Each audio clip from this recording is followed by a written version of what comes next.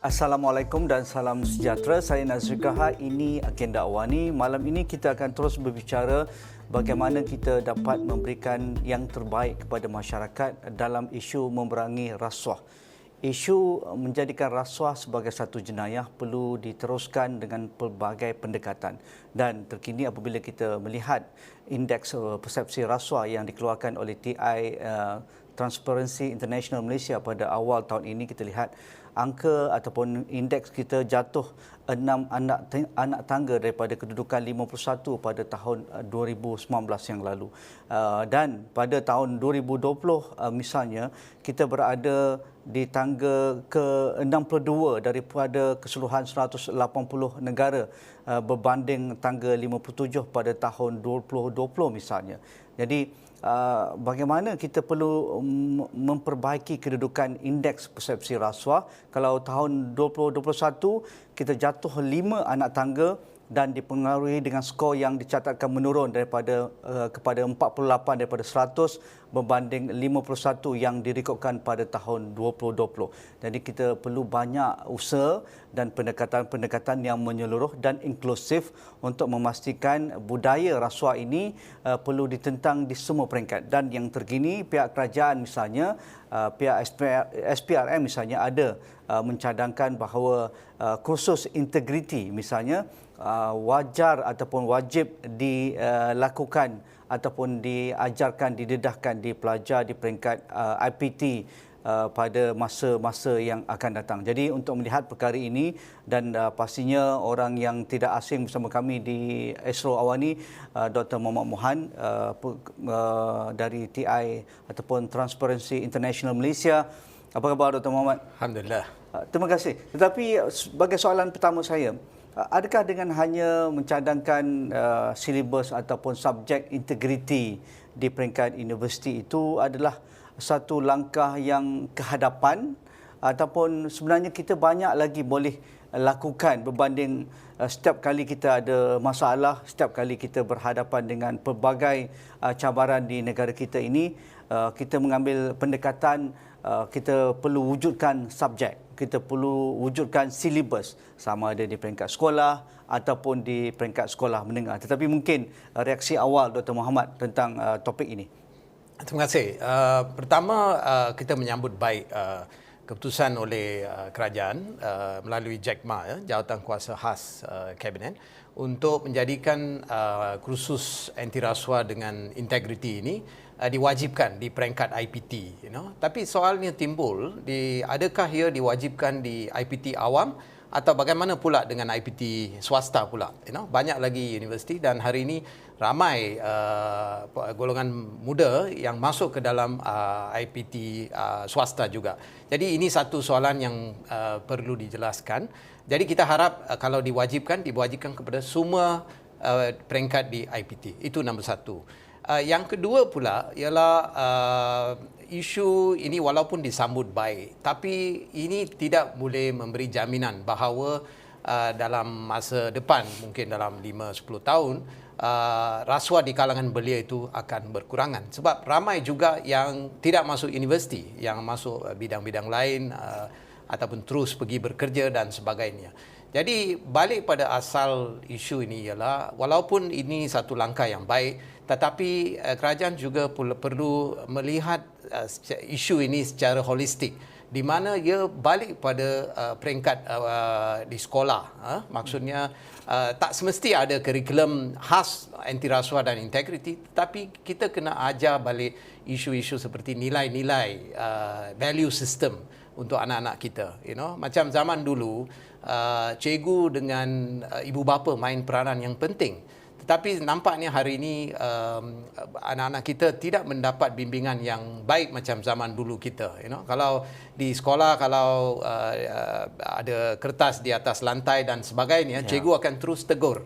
Dan begitu juga. Dan juga saya masih ingat lagi masa saya kecil dulu, bila dalam kereta, kalau kita buang kertas dari dalam kereta, masa kereta dipandu oleh ayah saya, kita kena marah. Apa semua nak buang boleh perlu disimpan. Jadi nilai-nilai ini juga kita kena kaji balik, dan juga pengajaran contohnya civic di sekolah dan di sekolah rendah dan sekolah menengah juga perlu ditekankan. Okey.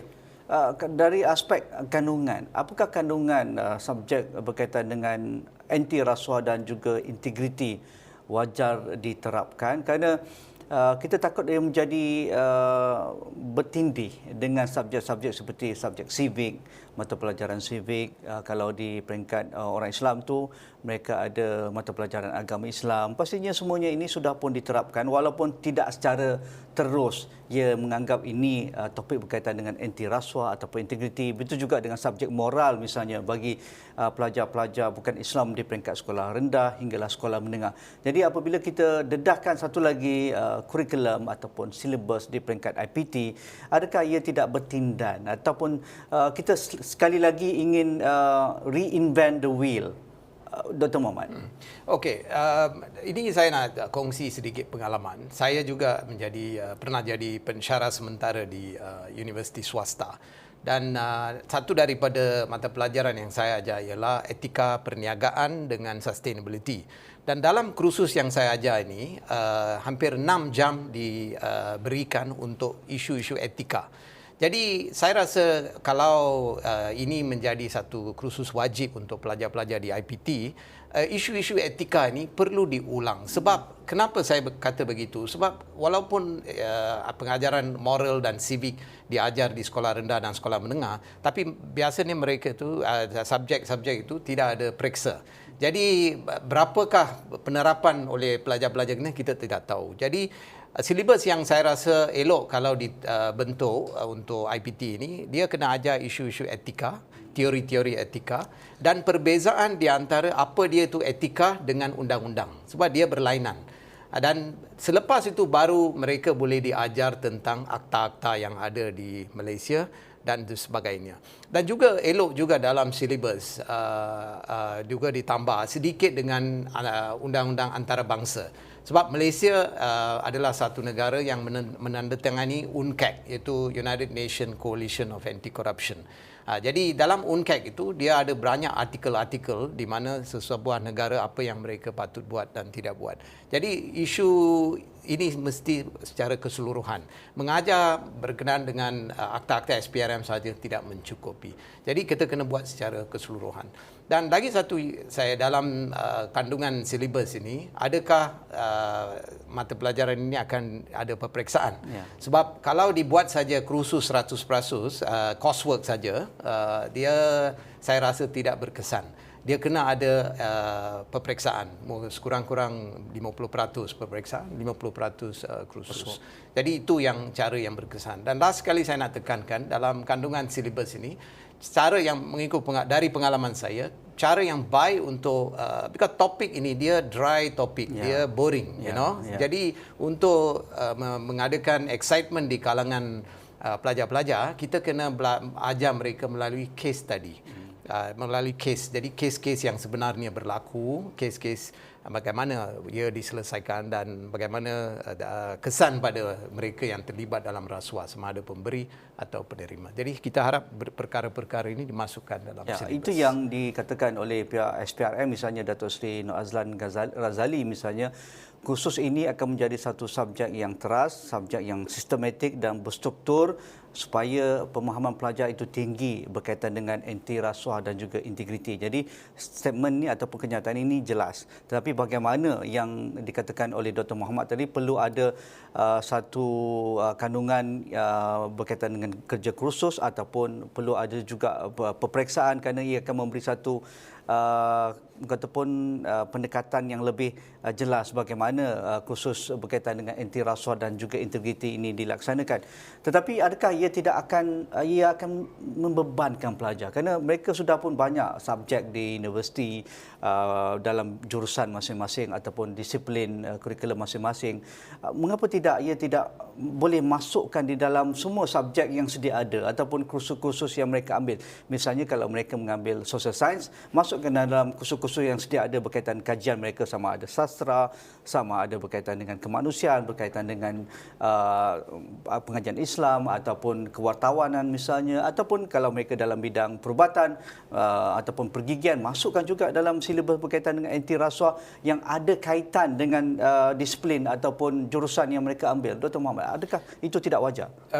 Itu boleh menjadi satu cara, tetapi buat masa ini apa-apa bidang, contohnya kejuruteraan ataupun bidang perubatan dan sebagainya, isu-isu etika ini sudah dimasukkan dalam silibus mereka.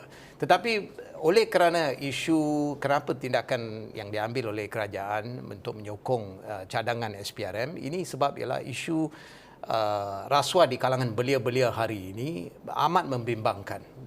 Dalam kenyataan Datuk Nur Azlan, dia menyatakan beberapa statistik yang menunjukkan bahawa ramai belia kita terlibat. Jadi oleh kerana itu saya rasa elok kalau satu semester sekurang-kurangnya dibuat khas untuk kursus ini. Kalau boleh dah tahun pertama.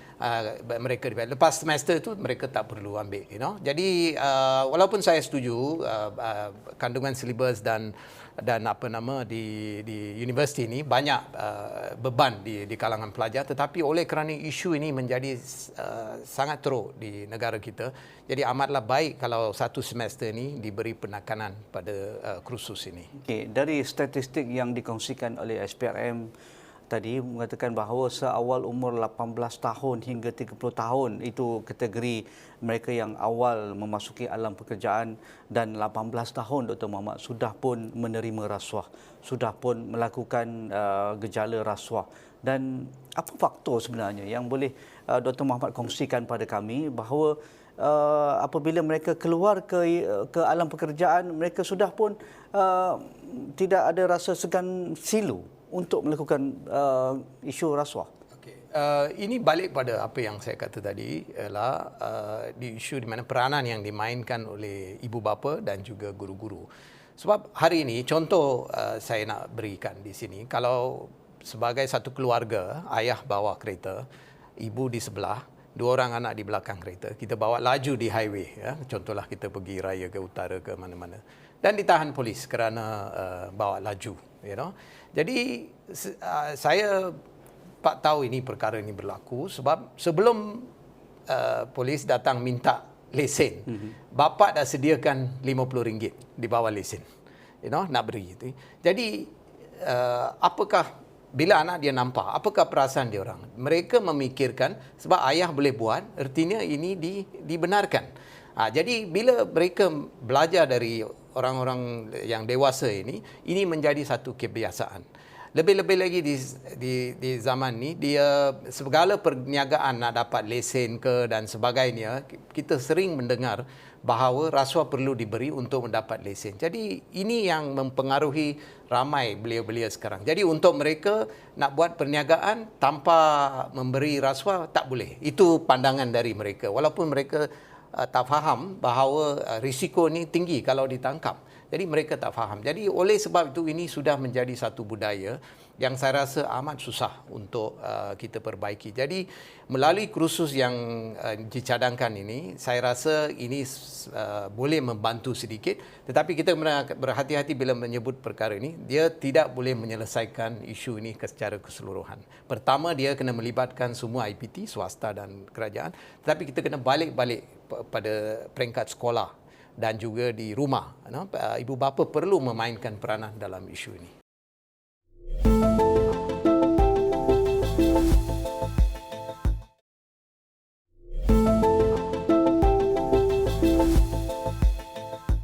Dr. Mohammad dah mengangkat cara kita dibesarkan, upbringing setiap individu itu, dan mereka sudah pun didedahkan dengan sikap dan cara memberi rasuah seawal umur mereka di sekolah rendah, sama ada di keliling mereka, di kalangan ibu bapa mereka, di kalangan orang tua yang berada di depan mereka, di kalangan guru dan sebagainya. Jadi apabila mereka memasuki alam pekerjaan, kita sering kali melihat bahawa setiap perkara yang dilakukan di jabatan ataupun di organisasi mereka, mereka akan merujuk kepada ketua ataupun kepimpinan melalui teladan. Tetapi teladan yang buruk ini didedahkan dan mereka menganggap kalau ketua saya, bos saya, ketua jabatan saya boleh menerima pelbagailah istilah wang kopi ke, wang pelincir ke, apa sebagainya, tetapi kita tahu itu rasuah.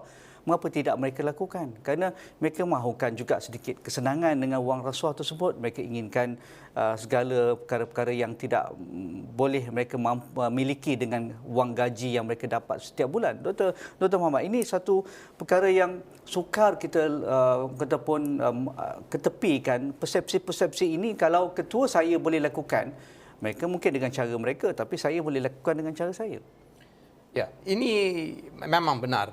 Ini yang memberi kesan pada orang-orang muda ni bila dia masuk dalam alam kerja ni, mereka dapati ketua-ketua jabatan mereka terlibat, Jadi bila mereka terlibat, mereka rasa mereka pun boleh terlibat dalam isu ini. Terutama sekali bila ketua-ketua jabatan mereka tidak ditangkap atau mereka terlepas begitu saja. Jadi mereka merasa ketua jabatan saya boleh buat ribu-ribu, mengapa tidak saya ambil 1,000? Jadi kes ini macam ini pernah berlaku dalam pengalaman saya masa saya kerja di swasta. Bila seorang pekerja ditangkap masa siasatan, saya terus berdepan dengan dia sebab masa dia masuk kerja saya yang memberi sokongan, recommend. Jadi saya kecewa kenapa orang yang saya recommend terlibat. Bila saya tanya, mula-mula dia tak mengaku. Selepas tu bila dia mengaku, dia kata, bos saya buat, saya ambil 1,000 saja, apa salahnya? Itu pemikiran dia, Jadi itu yang sebab di semua jabatan-jabatan sama ada kerajaan ataupun di swasta perlu ada isu integriti ini ditekankan supaya ia menjadi tauladan pada semua yang baru masuk beliau-beliau ini. Dia perlu diajar di peringkat ada di setengah-setengah syarikat swasta. Bila mereka masuk kerja saja mereka melalui induction. Dalam induction ini mereka diajar apa code of conduct, apa yang boleh dibuat, apa yang tak boleh dibuat. Kalau ada orang bagi hadiah lebih dari ini kena declare atau tak boleh terima hadiah. Jadi yang ini semua akan diajar. Jadi balik pada isu kursus yang nak diperkenalkan ini, saya rasa ini dia sort of compliment. Dia boleh membantu bila mereka pergi ke alam kerja ini. Jadi itu yang saya rasa boleh dicapai. Okey. Bagaimana universiti IPT sama ada peringkat awam ataupun swasta perlu menjuarai kursus ini? Kerana kita sering kali dengar juga dan termaktub dengan laporan-laporan media bahawa di kalangan pentadbir universiti juga terpalit dengan isu rasuah sampai peringkat naib chancellor, sampai ke peringkat profesor, sampai ke peringkat ketua jabatan memberikan projek-projek kepada ahli keluarga mereka, isteri mereka ataupun syarikat-syarikat proksi dan sebagainya. Biasa kita dengar. Jadi kalau pihak universiti sudah pun terpalit dengan isu rasuah, bagaimana pendekatan TI misalnya boleh menjadikan universiti satu tempat yang boleh menjadi satu acuan yang baik, bukan menjadi satu acuan yang buruk. Kalau mereka ajarkan kursus integriti dan juga anti rasuah, tetapi universiti itulah yang paling banyak kita dengar kalau persepsinya begitu di kalangan pelajar, jadi tak malu tak?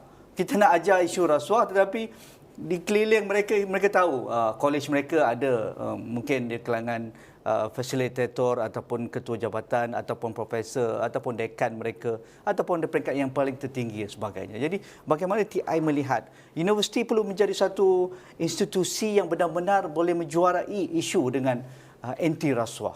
Okey, bila inisiatif ini dimulakan mungkin tahun depan, saya harap universiti-universiti juga perlu adakan satu sistem iaitu Organizational Anti-Corruption Plan, contohnya OACP, dan juga ada universiti yang boleh pergi ke pensijilan ABMS, Anti-Bribery System. Belum ada lagi, tapi mereka boleh membuat inisiatif ini.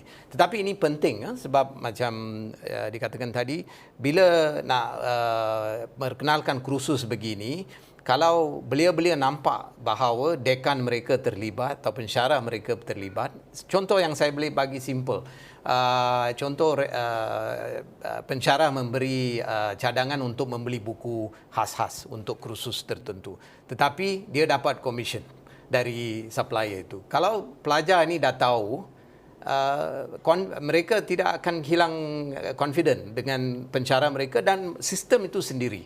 Jadi itu yang mereka perlu jaga, terutama sekali bila ini kursus ini diperkenalkan, universiti perlu menunjukkan ialah satu tempat di mana mereka bebas dari rasuah. Kalau terjadi sebaliknya, apa yang usaha-usaha yang kita buat ini semua sia-sia. Ya, berkaitan dengan persepsi anak muda. Anak muda ini dia boleh menyerap semua perkara kerana mereka satu golongan yang inginkan cabaran. Kita tahulah sebab itulah pelbagai isu sosial sama ada yang kita boleh lihat sekarang terlibat ramainya majoritinya anak muda. Tetapi bagaimana kita melihat cara pemikiran anak muda sekarang zaman 2020 misalnya. Mereka melalui zaman awal tahun 2000 mereka dilahirkan hinggalah sekarang 2022 mereka memasuki universiti seawal umur 18 tahun ataupun 19 tahun. Jadi pastinya dengan zaman sekarang dengan kemodenan dan juga kelajuan maklumat komunikasi melalui internet dan juga sosial media. Jadi pendekatan-pendekatan yang baru ini perlu diterapkan juga. Bagaimana nak create excitement untuk mereka belajar tentang anti rasuah dan juga integriti ini. Kalau tidak, mereka akan jadi satu subjek yang dry.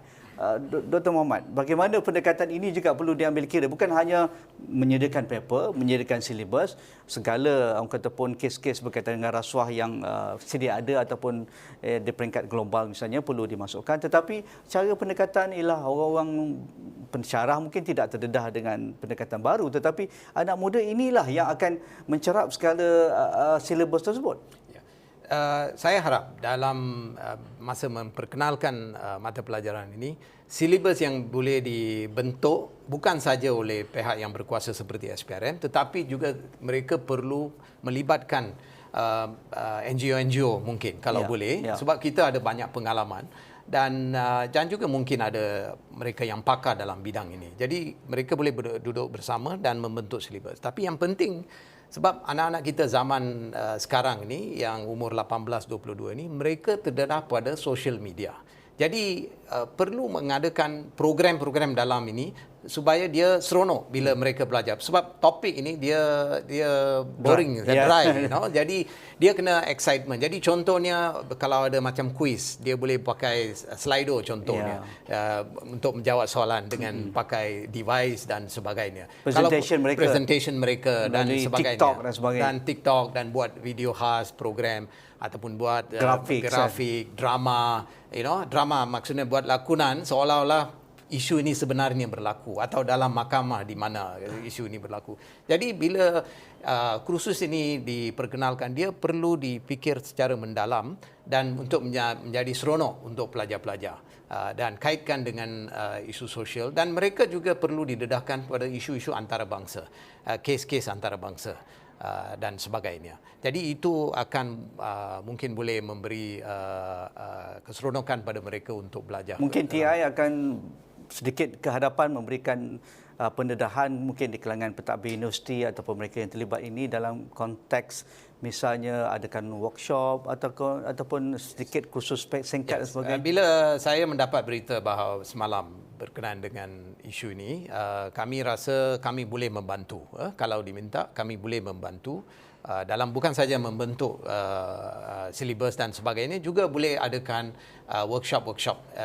Maksudnya di masa kursus satu semester itu, orang dari luar NGO boleh masuk dalam memberi ceramah dan juga memberi workshop dan sebagainya. Ini akan membantu pelajar-pelajar. Sebab kalau kita buat secara kuliah dengan periksa, saya rasa pelajar tidak akan menerapkan isu-isu yang sebenar dalam anti rasuah. Dan kita ucapkan tahniah juga kepada TI kerana sering kali berkolaborasi dengan pihak wartawan dan juga pihak media di negara kita, kerana sekarang ini juga TI sedang menganjurkan satu kursus ataupun workshop berkaitan dengan investigation journalism, satu pendekatan yang mungkin baru di Malaysia, tetapi boleh kita anggap ini satu langkah ke hadapan oleh pihak TI Malaysia. Terima kasih Dr. Muhammad Mohan, Presiden TI Malaysia. Jadi itu saja perbincangan saya berkaitan dengan silibus anti rasuah dan juga integriti yang bakal diajarkan di peringkat IPT.